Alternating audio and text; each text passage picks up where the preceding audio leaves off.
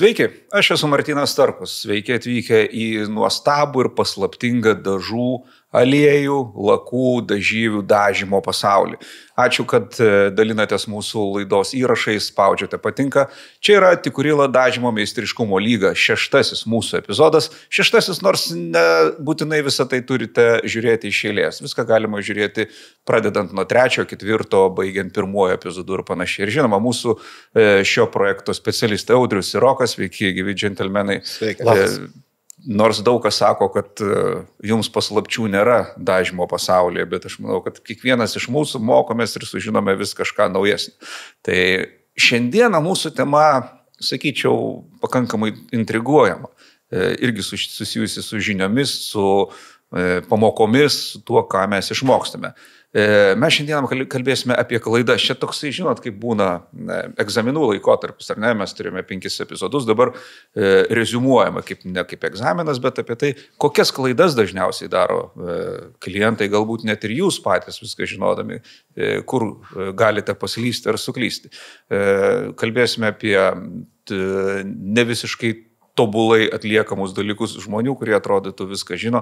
Net ir jeigu aš išgirsiu tam tikras klaidas, nuduosiu, kad man tai čia neaktualu, aš viską gerai darau, nors greičiausiai būsiu suklydęs. Kalbam apie klaidas. Jūs kaip dėstytojai su tuo, dėstytojai teisingas žodis? Tebūnie. Kaip tiksliau pasakyti, nes yra akademija. Akademijoje yra dėstytojai arba mokytojai. Jūs dėstote Tikurilos akademijoje. Tai gerai, jūs kaip dėstytojai bendraudami su savo mokiniais, galbūt galite pradžiai pasakyti, kokios yra dėsningiausios klaidos, kokios dažniausiai pasitaikančios, arba kokia pirmoji ateina jums į galvą. Tai klaidų iš tikrųjų yra daug ir nepaslaptis šiek tiek su Audrium ruošiamės, susirašėm, kad vėlgi, nepamiršt, ne pirmo šviežumo jaunuoliai esam, tai kartais tą atmintis paveda, žinai. Drąsiai naudokite su užrašinėmis. Jo, tai kol kas, kiek atsimenam, po to pasižiūrėsim, tai galbūt aš Audrius kažkaip papildysim vienas kitą. Tai ko gero, pradėkim nuo tų vaikiškų klaidų, pačių paprasčiausių, dažniausiai pasitaikančių ir tai viena iš tokių klaidų yra tiesiog, kai žmogus pamiršta išsimaišyti prieš dažymą, prieš dengimą, tai kas tai bebūtų, dažai, aliejus, gruntas, dažyvė, tas pats glaistas, paruoštas naudojimui, taip pat rekomenduojama yra permaišyti. Tai ko gero, dažniausiai pasitaikanti viena iš klaidų, kai tiesiog pamiršta persimaišyti, elementariai tam tiks bet koks, pagaliukas pasitaikęs po ranka. Ne? Pieštukas, teptukas. Pieštukas, tai žiūrint, reiškia, kokio dydžio indelis. Maisto valgymo japoniškų patiekalų. Šiaip iš tikrųjų puikus. Du pagaliukai puikiai maišo bet kokį produktą. Bet čia jau jūs tokio vis tiek aukštesnis lygis. Viena turbūt pagrindinių klaidų dar prieš tai galinčių būti, kad žmogus atėjo dažyti sieną ir atsinešė akvarelę arba guašą arba flomasterius. Tokių nepasitaiko klaidų jau. Galbūt, sakykime, jau mes tokių netraukiam, kur ne tas produktas naudojamas. Taip, kad iš vis gerai. Bet taip. būna liaudės kūrybos, būna, kai ten susigalvoja, maišo dviračius. Kaip Velykoms, pavyzdžiui, iš svogūnų lukštų tinka kiaušiniams. Gal tiks graži spalva sienai? Sienai, ne baldų, jo. Okay. Tai būna žmonių tų liaudės meistrų, tai vadinamų, čia tokia su negerų atspalvių šiek tiek galbūt, kur maišo gruntą su dažais ir galvoja, kad jie gavo tai, ko nesugalvojo tie durneliai gamykloje, žinai, kur gamina. Jo, jie išrado tokį super produktą kažkokį, tai žinai, arba ten, nežinau, maišo 2 skirtingus produktus, skirtingų gamintojų. Skediklė ne tą įpylė. Ne tas skediklis būna, reiškia, nes aš jau nekalbu apie tai, kad į vandeninę dažą pripila vaitspirito, tarkim, bet būna tie skedikliai taip pat labai įvairūs.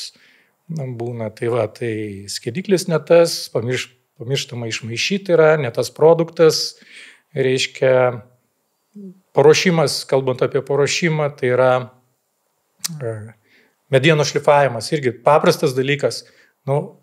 Mes kartais su Audrium stebimės, mums atrodo, tai yra savaime suprantama, bet tai, kas vienam suprantama, savaime kitam nėra. Tai, tarkim, man gyvas pavyzdys buvo, kai Mano geras bičiulis alijavosi terasą, aš jam viską susakiau, kaip daryti.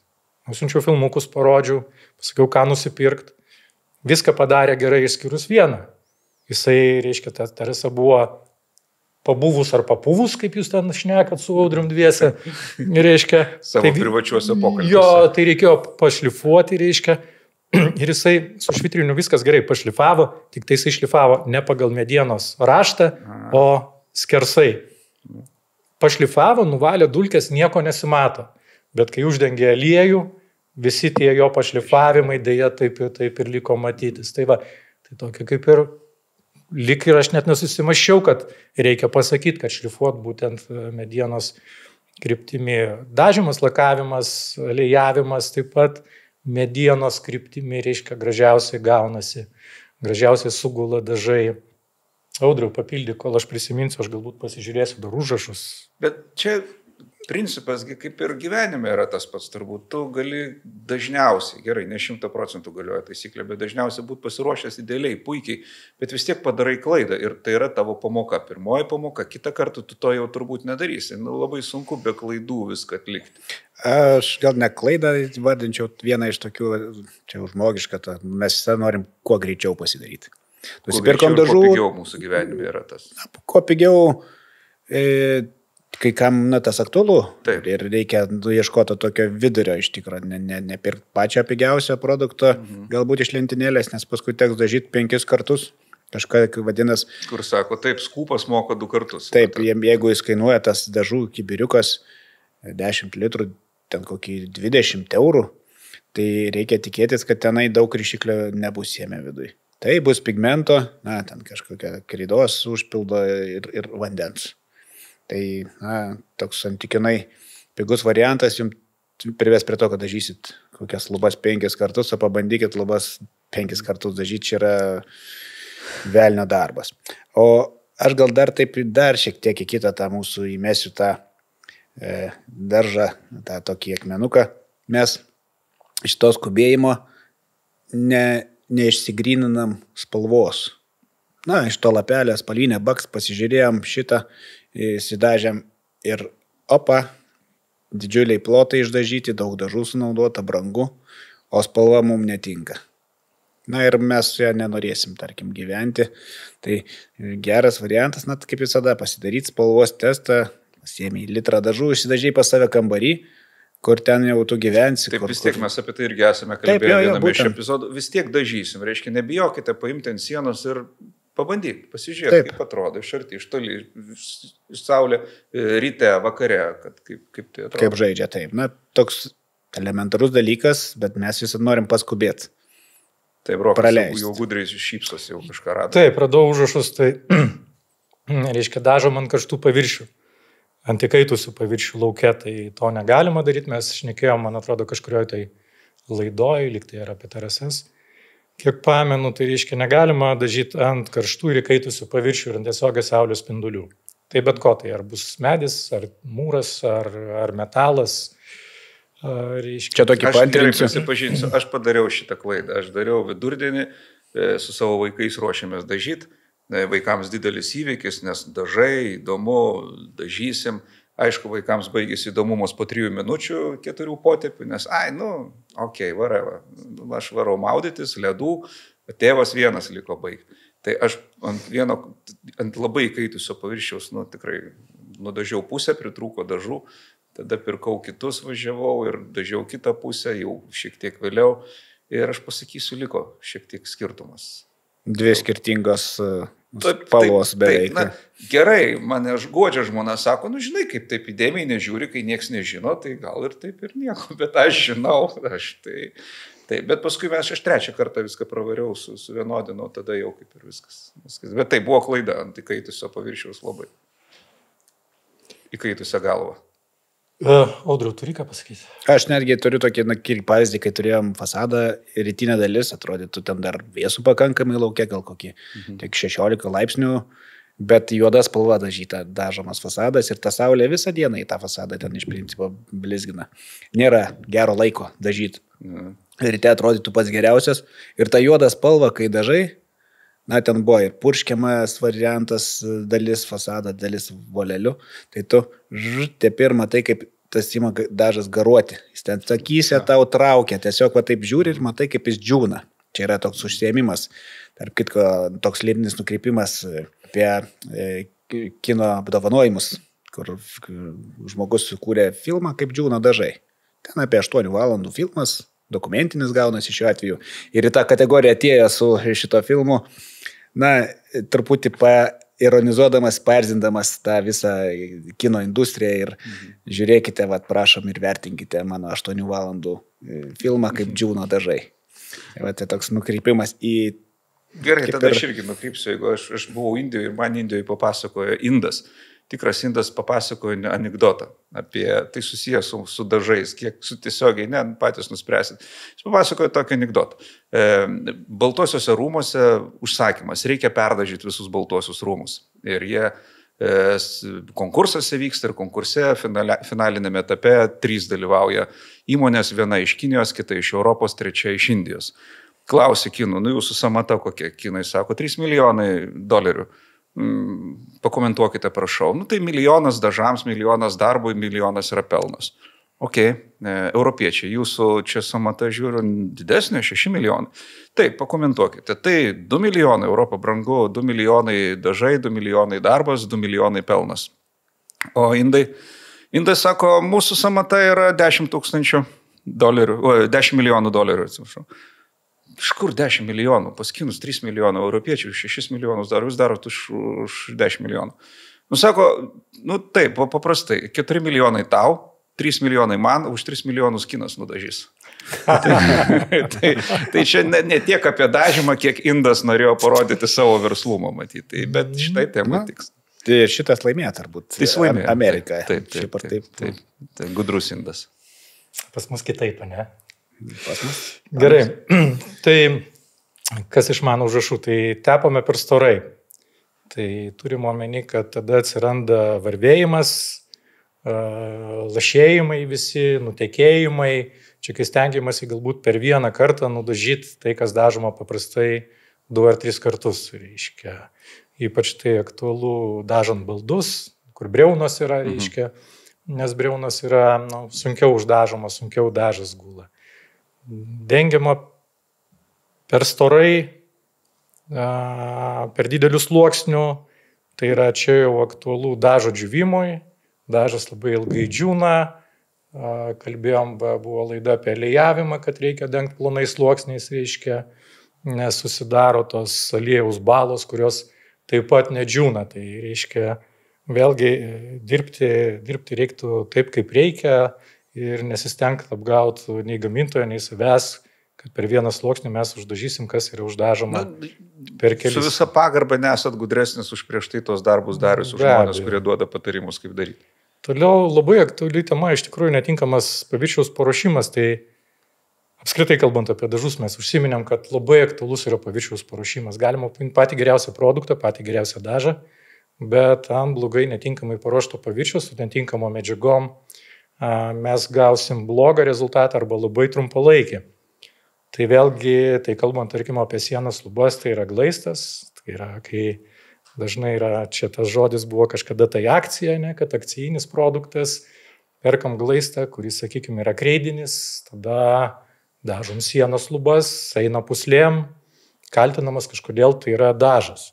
Aš visą laiką žmonėms sakau, tai tokiu atveju padarom labai paprastą eksperimentą. Paimam tą patį dažą, uždažom, nežinau, ant švarios gipso kartono plokštės atraižos, uždažom ant lentos, eis puslėm, neis, lupsis, nesilups. Kodėl? Sakau, dažas tas pats, teptukas volelis tas pats buvo. Paviršius kitas. Tai ir aiškinu, kad tai matot, tai kitas paviršius.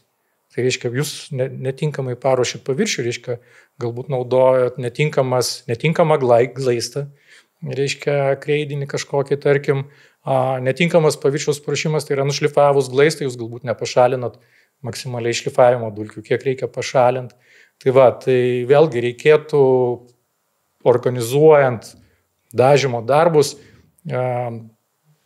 susidėliot visą sumuštinį teisingą, tai yra koks gruntas, koks glaistas, koks dažas. Svarbu rūšys. Spalvą galim rinktis labai ilgai, kol prieis prie finalinio etapo dažymo. Toliau netinkamas glaistas drėgnoj patalpoje ypač aktualu, kai nusidažo glaistą, susidaro kondensatas, pradeda jisai minkštėti, tyšti, reiškia, ir pradeda puslėm eit arba lūptis, nes yra specialus glaistas drėgnom patalpom, kuris gavęs drėgmės nesubliūkšta. Jisai neatstumia drėgmės, jisai turi antipelėsinių priedų, bet jisai nesubliūkšta.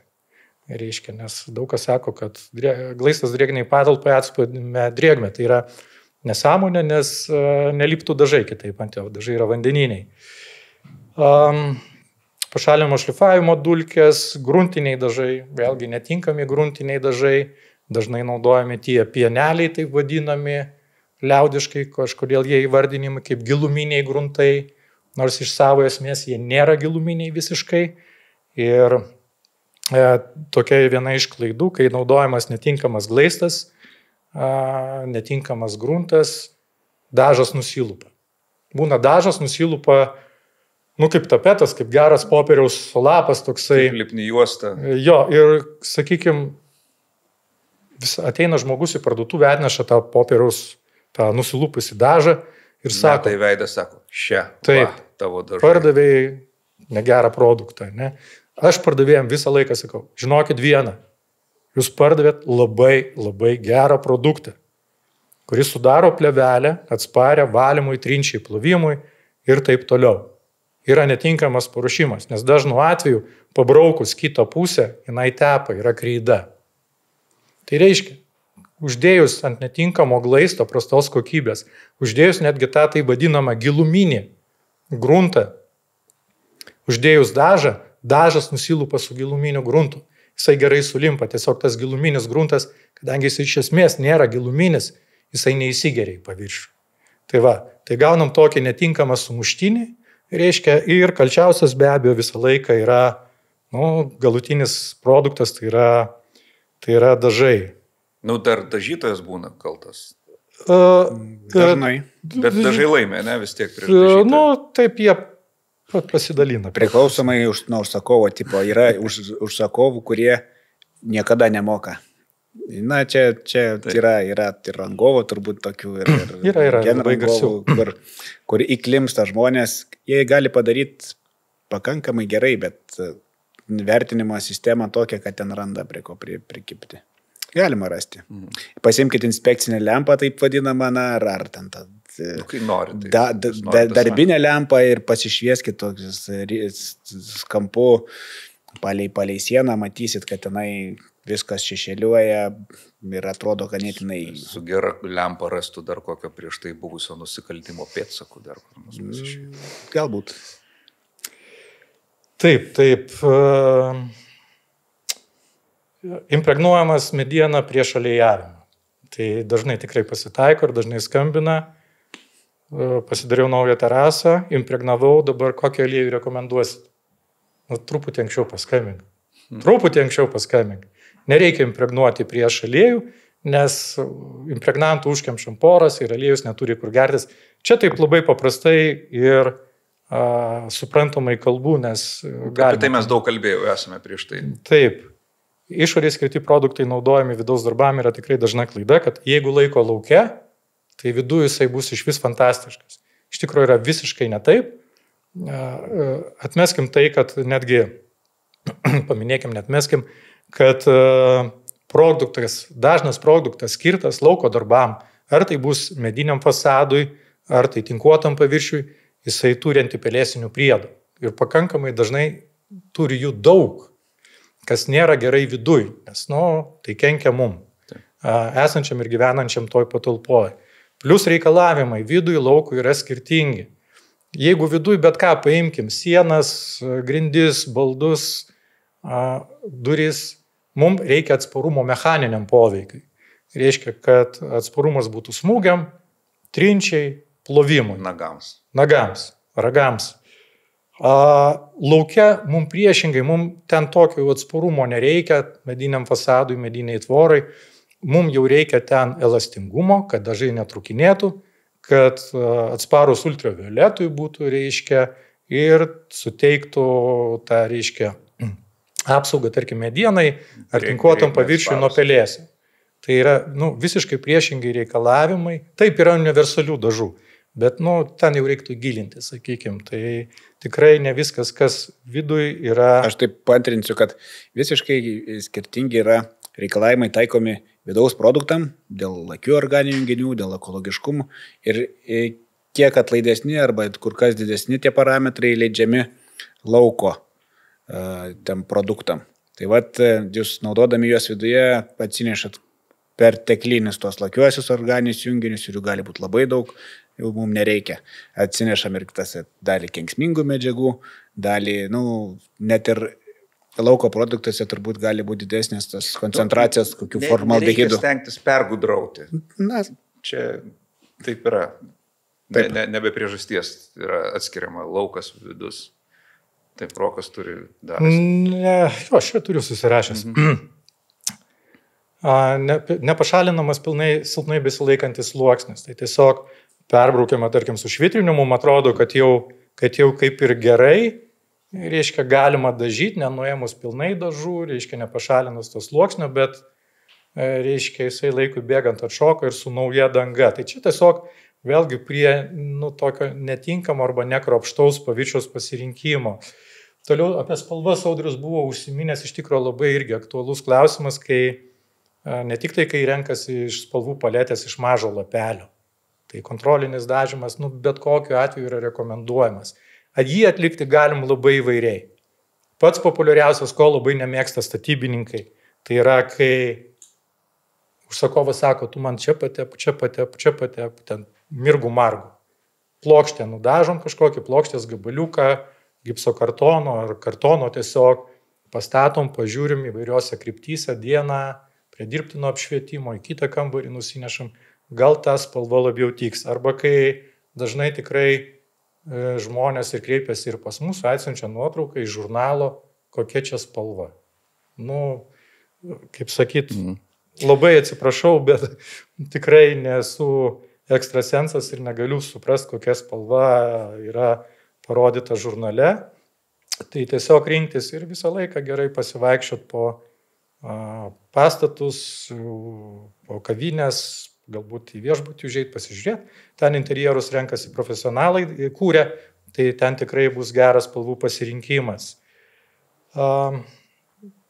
Taip, nesilaikomas skiedimo proporcijų, tai yra dažniausiai tai yra perskiedžiamas dažas, o kai kuriais atvejais mes turim tokį beicą trinkeliam, tai jisai kaip tik jisai yra rekomenduojamas skiest 30-50% nuo tūrio, jisai nėra tiek atskiedžiamas, nes jo užduotis yra susigert, toks kaip pabeicavimas, lengvas padengimas, nesukuriant plevelės, sukuria plevelę, tada prasideda problemas.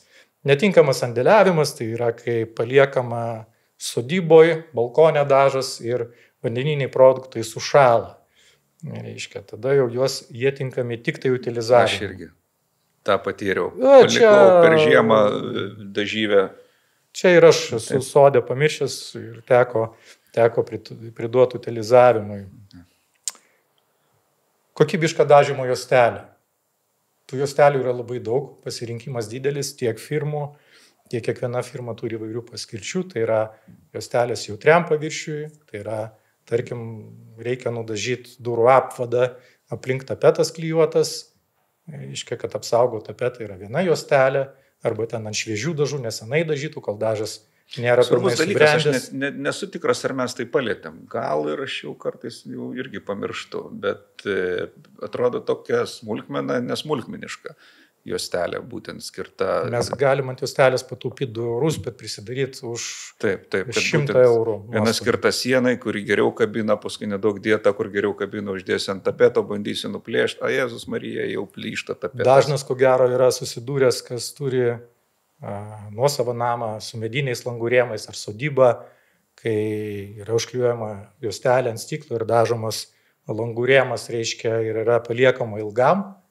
reiškia, ir po to jau problemos nulupta juostelė, pašalint klijus, jau su gramdikliais, su skiedikliais yra plaunama, tai vėlgi yra specialios juostelės. iš tikrųjų tam tiesiog reiktų pasidomėti ir neimti pigiausios ar akcinės pasitaikiusios pirmos paranka. Universalios viskam nėra tokios. Taip, tikrai taip. Nesekmos dažymo sąlygos, tai yra temperatūra, tai yra tiek dažymo metu, tiek po dažymo. Jeigu mes akivaizdžiai matom atslinka debesis ir ar prognozės yra, kurios pasiteisina kartais, kad bus stiprus lietus. Kartais tai galbūt, toks pesimistas žvelgiant į meteorologus. Kad realistas jo galbūt. Tai reiktų tiesiog pasidomėti ir pasiskaičiuoti, kad galbūt, nes čiagi tokie orai permainingi, atrodo tik saulė šviečia ir liūtis iš karto. Tai vėlgi, aišku, produktai vandeniniai dabar turim ir fasadų dažų, kurie, sakykime, po valandos nebijo lietaus. Viskas tvarkoja, bet yra ir kitokių produktų, paprastesnių, ir terasų aliejai, ne visi dengia vandeniniais aliejais. Čia kažkada tai Audrius kažkurioje laidoje buvo apie terasas užsiminęs, kad iš tikrųjų vandeniniai aliejai labai geri dar ir tuo, kad pakankamai greitas džiūvimas ir nebijo lietaus, bet yra ir dar tirpikliniai produktai naudojami. Tai vėlgi, tai ta oro sąlygas taip pat reikėtų pasižiūrėti, nepatingėti tiesiog.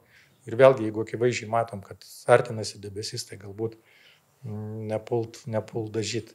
Na, bet kita vertus, jeigu mes sumastom dažyti fasadą vėlyvą rudenį, ten ištisim savaitėm tas nusimato lietus, tai tada galbūt reiktų ieškoti kaip produktų. Yra tokių produktų, kaip čia, galbūt ne tai, kad krepšelis, bet atskiri produktai, kurie pakančiausi šitam temperatūriniam, kaip sakant, šokui, tarkim, galima dažyti juos prie 2 laipsnių temperatūros. Ne užšalimo, bet jau netoli to.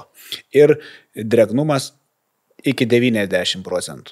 Paprastai dažai iki 80% mes kuo puikiausiai galim dažyti. Tai tie dažai, jie bus kur kas atlaidesni klaidom. Ar ten nesėkmėm, kai užlyjo ant to fasado.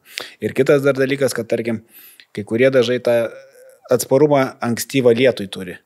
Tai tas atsparumas ankstyvas lietui, tai pusvalandžio bėgis, valanda. Paprastai gamintojas užsimeta šiek tiek, pasako didesnį tą skaičių. Tai jūs iš to skaičiaus dar šiek tiek galėtumėte atimti ir žinot, kad ten, jeigu sako po valandos, tai turbūt, kad po pusvalandžio ten dar ant to paviršiaus nematysit jokio lietaus pažeidimo. Ja, bet geriau tada vis tiek pasistengti numatyti priekį, bent šiek tiek, kad klimato sąlygos tiktų. Aš, pavyzdžiui, praeitų rudenį vėlyvą sumaščiau, kad reikia vaikams statyti namelį medyje. Daug metų atidėliojau, vaikai baigė užaugti, bet reikia man tą padaryti. Nežinau, ar jos dar naudos, nes aš pradėjau, sukaliau grindis, 2 sienas. Aš nebegalėjau tęsti, nes tiesiog žiema prasidėjo. Nestatybų sezonas, ten daryk kaip nori, užkonservavau. O dabar tiesiu, tai nežinau, vaikai jau, mano, kai kurie sako, kam čia statai? Jums? Okay. Tai va, gerai, jeigu reziumuojant, yra kokia nors klaida, kuri būtų pagrindinė, ta pirmoji, apie kurią kalbėjot, neišmaišyti dažai? Aš galbūt įvardinčiau pagrindinė, turbūt tokia, kur mums paskui matoma, ta klaida yra taip per karštą. Tai dažant. Tiesiog elementaru. Vieną įvardinti iš tikrųjų sudėtinga, bet galbūt ir... Dažniausiai pasitaikanti, nugalėtoja. Tokie, kur... Tai su terasam bus, kad per storai prileijuota. Turbūt viena iš tų 3 tai būtų tikrai terasos. Kita būtų, ko gero, Audrius užsiminė, netinkamas vidaus sienų lubų dažymas. Kai yra per karštą, per sausą, džiūna per greitai, nesusilieja dažai. O būna taip, kad jūs iš akademijai papasakojat žmogui, viskai jis atrodo išmoksta. Po kiek laiko grįžta ir sako, ne taip kažkas, negerai. Be abejo būna, tai, žinai, per garsiai pasakyta, pabūna akademijoje ir išmoksta. Jisai gauna šiek tiek žinių, jis tikrai neišmoksta ir jis netampa... be praktikos. Jo, vieną, kai matai, kai kitas ten kažką... Viskas, aš žinau, jo. Čia kai šunį nuvedi dresuotą parodot, čia viskas, čia kažkaip... Tau aiškina, tai čia yra užsiėmimai ne šunį, čia yra šeimininkui, kuris turi paskui tą daryti. Tai čia, turbūt asociacija tokia, tu gauni tas žinias ir tu turi jau paskui su jom praktikuotis, dirbti, ieškoti pats savo klaidų turbūt. Na ir dar pripažint. Dar turbūt būna tas žmonių tipas, kur ten, kaip sako, rankos su 5 šnikščiais, kur, nieks jam nesiseka. Tu jam gali parodyti, pamokinti, bet jis dėja, Ir Audrius teisus, iš tikrųjų neįsivaizduokim, kad visi mes galim daryti viską. Tikrai, yra žmogus, kuriam parodai ir tu matai, kad pas jį iš karto tikrai gerai viskas gaunasi. Yra žmogus, kuris, buvo atvejis, žmogus atėjo vieną kartą, atėjo individualiai, 2, 3 kartus, reiškia, kaip ir stovim šalia, ir rodom, ir tepam, nelimpa jam, ne jo čia yra, tiesiog ne jo. Ta prasme, visas procesas, ne tik etapas vienas. Ne, jis ir tą įrankį laiko kažkaip keistai. Kaip šaukštą. Nežinau, bandau išaiškinti. Mes visi skirtingai šiek tiek laikom tą įrankį, ergonomika, pas mus kūnas šiek tiek skiriasi, bet ten atrodo, tu sakau, prasilgink tą teleskopinį kotą, susimažink, atsistok arčiau toliau, spausk stipriau, lėčiau. Tarp kitko, istorija apie teleskopinį kotą. Ganėtinai toks juokingas atvejis man buvo, kai, skambutis, jūsų lubiniai dažai čia kažkas šmuruoja labai blogai. Čia tik pasakysiu žiūrovams, kurie ne nuo pradžių žiūri, kad Audrius dirbo daug su klientais online telefonu. Tai daug patarimų. Ir online, ir tuo metu buvo taip, kad, ten pakeliu važiavau namo, užsukau į tą butą, virtuvę neditukė, ten gal kokį 16 kvadratų. Ir jinai pasižiūri, visai išdažyta kaip šachmatų lenta. Ir, toks sumanimas buvo? Ne, sumanimas buvo gražios baltos lubos. Turbūt ten galima būtų spėlioti, bet sakau, parodyk, kaip tu dažiai. Sakau, kažkaip dažiau, kaip ir visi dažo, kad čia rodyt. Ne, sakau, parodyk, kaip tu dažiai. Sako, pasiemi tą kėdutę, į ranką volelį, pasistebė, jis ten kiek pasiekė, tą kvadratuką nudažo, tada kėdutę per metrą į šalį ir taip pat tokiais kvadratukais išsidažė šitas lubas. Sakau, o teleskopinis kotas, jisai žmogus pirmą kartą sužinojo, kad toksai yra. Stovint ant grindų tiesiog. Taip, kur kas paprašiau, ten praėjai ten nuo pradžios į pabaigos. Tai teko padovanoti tą teleskopinį kotą, normalų vonelę, paskambino žmogus, sako, pavyko. Man panašus atvejis tik su sienom yra buvęs, kai aš supratau iš karto, kad dažyta su taburetės pagalba, reiškia. Bet tarp kitko tas dažymas su ranka yra kitur labai įprastas, čia kultūriškai, kaip ir minėjau, Prancūzijai. Jie labai mėgsta be jokių prailginimo kotų, su rankom dažo, rankų darbas, ne kažkoks prailginimo koto darbas, kaip jį čia pavadinti. Taip, aš Afrikoje tiesiog kitaip ir nematydavau. Taip. Žmonės kažkokius pastolius pasidaro tokius, kur dviese laiko ir 3 vienas ant tokių judančių ir jis taip ten kažką bando. Taip, kad apsiribojami tų įrankių, ten gaunasi, kad naudojam mažai, minimaliai, per mažai, jie mums galėtų išgelbėti visą tą darbą. Įrankiai, būtent turbūt irgi galima atskirai skirti, kad žmonės naudoja, jeigu rezultatas nesėkmingas, galimai jie naudoja ne tam skirtus įrankius, jie galbūt nežino, kokie patogesni įrankiai yra. Čia irgi vienas iš svarbių elementų. Taip, iš tikrųjų. Ir dažniausiai tai, ko gero, su kuo susidurėm, tai su netinkamu voleliu. Atrodo toks paprastas dalykas volelis, bet voleliai, tarkim, galima jau suskirstyti volelius labai grubiai į 3 pagrindinius. Tai yra labai smulkaus šerio, tai yra skirti, sakykime, labai lygiam paviršiam staliaus gaminiam, vidutinio dydžio voleliai. Reiškia, tai yra skirti vidutinio tokio grublėtumo, kaip čia pasakyti, paviršius, tai yra sienos lubos, kad paprasčiau suprast. Ir trečia volelių rūšis, tai yra jau labai tokio ilgo šerio voleliai, tai yra dažniausiai grubiam paviršiui, tai yra tinkuotam fasadui. Kai kada dekoratyviniam dažymui yra naudojami, sakykime. Tai kai netinkamas volelis, nes daug kas įsivaizduoja, paimsiu labai trumpo šerio volelį, gausiu labai gražią, reiškia, struktūrą, labai smulkę.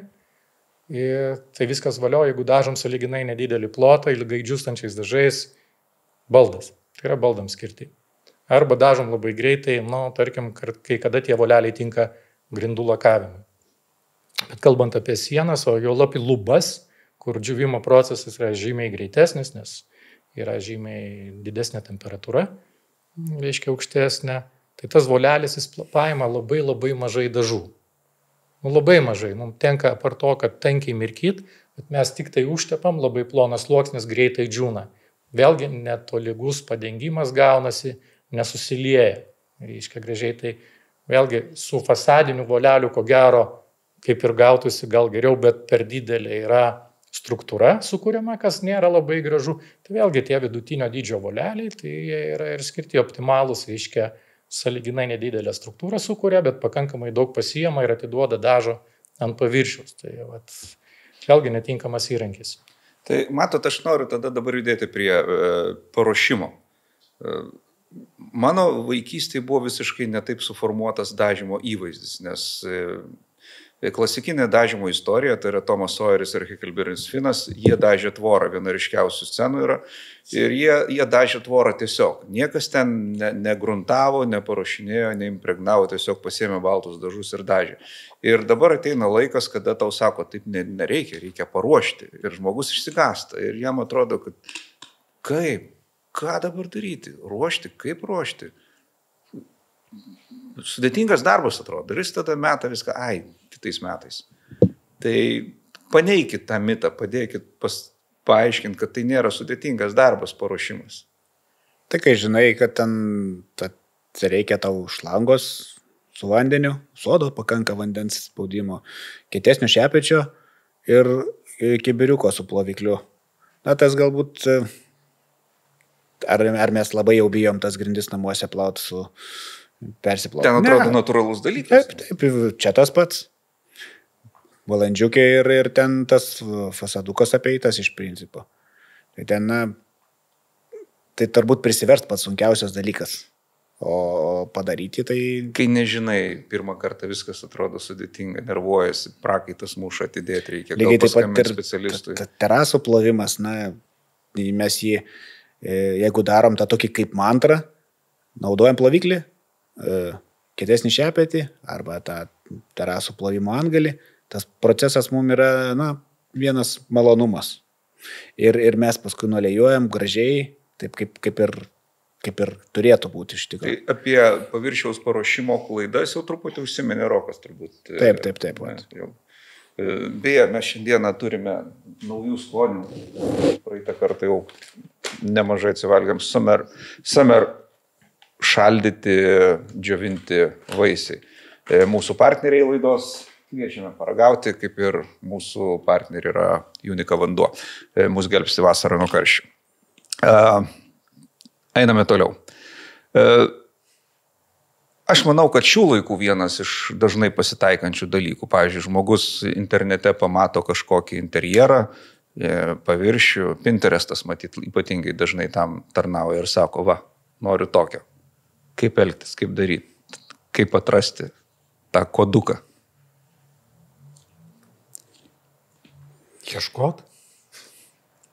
Prasme, kad jeigu, aš užsiminiau, kad jeigu yra, tikrai dažnai ateina ten ar nuotrauką atsiunčia, ar ten su žurnalu ateina, koks čia kodas spalvos. Tikrai nežinau. Čia aš manau JK 352332. Vienas iš variantų pasakyti visiškai kažkokią nesąmonę ir bet parduotuviai, kai kurios pardavėjos, jos turi tokią unikalią atmintį. Kai ateina jaunesnė, sako, Ramutė, čia kas?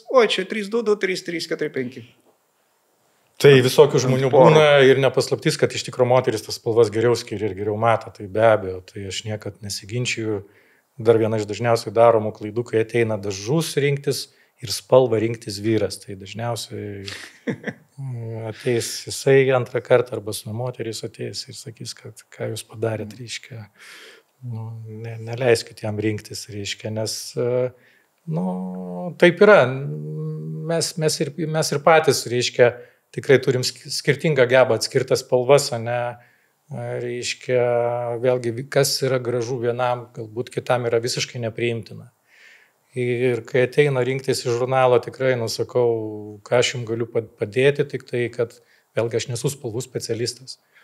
Aš esu technologas, Audrius. Galbūt tai duot paletę vieną kitą ir sakyt, pamedituokit, pasirinkit. O galbūt sekti Instagramerį ar rinktis iš ten, kur tas spalvos surašytos. Variantas. Taip, jos kartais. Arba bandytis, maždaug tu tada žiūri. Taip, arba tu yra, jeigu visada bus kažkokių daugiausia baltų off-white. Jų yra ten dešimtukas. Plus, neaišku, tai nereiškia, kad tau 100% tas spalva tiks, kita vertus. Taip pat, nes visas interjeras yra suderintas. Visos spalvos, užuolaidos, kilimas, fotelis, katinas. Ta prasme, kad viskas yra toj nuotraukoje padaryta taip, kad dėrėtų ir atrodytų gražiai, priimtina. Reiškia, bet jeigu pas tave baldai skirtingi, ne tos spalvos, užuolaidos ne tos, šuniukas ne tos spalvos, tai visiškai kitaip atrodys. Reiškia, nuotrauka vėlgi nėra visiškai atskleidžia taip, kaip yra. Nuotrauka gali būti ir ten fonas prigesintas. Panašiai pati nuotrauka paredaguota, reiškia, gali būti. Gali būti nuotrauka naudojama kaip kryptis, kaip taip. Galimybė į tą pusę maždaug. Galbūt mes atrasim tą medį, kuris mums patinka, ten vyšnė arba kažkoks tai kanadiškas klevas ar dar kažkas tai į tą pusę. O gal, tai mes tą kryptį pagaunam, o paskui mes jau vis tiek rinksimės turbūt iš gyvų pavyzdžių. Jūs man padėkit suprasti. Žmogus nusipirko dažus, atrodo, jau jisai čia, jau ta kryptis kaip ir gerai padažė, ne, čia aš visai ne apie tai kalbėjau. Nori grįžti ir sakyti, priduot, jums gražint, kad gaut pinigus. Ant indelio parašyta, tonuojami dažai atgal nepriimami. Reiškia, nėra tokios supirktuvės, kur yra panaudoti. Aš čia pradėčiau žvaigždutę. Jie bus gražinami, jeigu jūs susisakėt vieną spalvą, kažkodėl parduotuvė jums sumaišė ir ne tą spalvą padarė. Vienas variantas, arba rasit kažkokį blogą, ten su dažais kažkas tai blogo įvykę. Bet aš kur nukrypčiau, kad spalvą galima koreguoti kai kuriais atvejais. Ir jeigu taip techniškai žiūrint, tai dažniausiai mes turim tam tikros spalvos kodą, turim jau jį. Ir mums netinka tas kodas, taip, ta spalva netinka. Ir mes norim kažkokį kitą atspalvį, tai mums reikia tą kitą atspalvį susirasti ir tada aš galiu pabandyti suskaičiuoti, tenai arba suomių pagalba, arba pas suskaičiuoju, ar yra variantų, kaip mes tą spalvą galim pakoreguoti. Gal užteks ten papildyti tam tikrų pigmentų ir ta spalva pasikeis į jų tinkamą pusę. Ne visada tai pavyksta, bet yra atvejų, iš kokių 3, vienas yra ta spalva koreguotina. Mes ją galim pasikoreguoti tokiu būdu. Kitas variantas, kad tų dažų kaip ir neišpilt, neišmesti, mes jos galim visada sunaudoti pirmam sluoksniui. O viršutinį sluoksnį mes tada pasirinkę. Tuo labiau, kad vis tiek į tą pusę. Taip. Ten šiek tiek skirsis atspalvius panašiai, tai kaip, taip, logika yra mintis. Taip. Visai jie neprapultis. Bet jums reikia padaryti čia namų darbus. Jūs turit spalvą, netinka. Jums reikia išsirinkti naują spalvą, ir tada dar susisiekti kreiptis ar tiesiai pas mus, į Tikurilos akademiją, o galbūt ir į parduotuvės, kai kurios parduotuvės turi tokius rimtus konsultantus, kad jie gali tą priderinti jau nebe programų pagalba, o tiesiog pridėdami rankiniu būdu tą vadinamą pigmentą. Papilkinti, pašviesinti, čiut galbūt ten tą toną galima daugeliu atveju, bet dažnu atveju, ko negalima padaryti, ten kažkokio potonio išimti, kokio nors magentos. Toks stiprus pigmentas, kuris duoda tą violetinį atspalvį, jo jau išimti iš dažų nebeįmanoma praktiškai. Mes kalbam apie Tikurilos akademiją. Priminkite dar kartą trumpai mūsų žiūrovams, kad tarp epizodų nereikėtų ieškoti, kur galima kreiptis. Jūs detaliau viskas yra Tikurilos internetinėje puslapyje parašyta, tačiau galit keliais sakiniais papasakoti apie tą akademiją ir kaip tai vyksta. Tai Tikurilos akademija gyvuoja labai jau pakankamai ilgą laikotarpį, keitėsi šiek tiek pavadinimas. Visą informaciją galima rasti tikurilos.lt svetainėje, o akademija užsijama viena iš krypčių, tai yra mokymai. Tai mokymai tiek profesionalų, tai yra profesionalių statybininkų, architektų, dizaineriai, daromi seminarai, pardavėjus taip pat labai stipriai mokinam tam, kad jie galėtų konsultuoti, reiškia tinkamai prakonsultuoti pirkėjus, klientus ir taip pat darom visiems norintiem. Tai paprastai nuo rudens, tai, tarkim, nuo rugsėjo mėnesio startuojam, finišas būna birželio pradžia, tai kas antrą ketvirtadienį yra daromi mokymai žmonėm, kurie nori, užsiregistruoja, užeina į svetainę, susiranda jos dominančią temą, nes yra skirtingos temos, užsiregistruoja pas mus ir ateina, užsiėmimai vyksta nuo 6 vakaro, trukmė maždaug 2-3 valandos. Rašot pažymius? Nerašom ir egzaminų nebūna, būna 2 dalis teorija ir praktika dažniausiai, tai vedam dažniausiai. Papildomas stresas. Norintys gali pabandyti patys. Tikrai yra visos galimybės. Mes netgi skatinam su Audriu, nes kartais jau mes pavargstam nuo to dažymo, tai norim, kad, juokauju, iš tikrųjų norim, kad pats žmogus maksimaliai bent jau įmerktų pirštą į dažus, pabandytų patepti su teptuku, su voleliu, kad susivoktų, kaip jis rieda, kokį jisai garsą skleidžia. Ta prasme, tikrai stengiamės atsakyti visus klausimus ir ten be jokio streso pas mus vyksta visi užsiėmimai. Gal žmogus turi grupę atskirą, yra statybininkai, tarkim, turi savo kolektyvą, nori kažką naujo sužinoti. Vėlgi gali tiesiai skambinti man arba Audriui, arba parašyti mums elektroninį laišką, padarinsim jam atskirą individualų užsiėmimą, pasiderinsim laikus. Tai mes esam tuo atžvilgiu pakankamai lankstus iš tikrųjų. Ačiū, Audriau, ačiū, Rokai. Mes šiandieną baigėme dar vieną epizodą, einame valgyti lifolizuotų summer vaisių, o su jumis susitiksime kitose laidose. Aš manau, kad dar bus progų. Ačiū, kad žiūrite, ačiū, kad spaudžiate patinka, ačiū, kad dalinatės ir pabandykime dažyti. Niekada nesužinosi nepabandęs. Sėkmės visiems. Iki.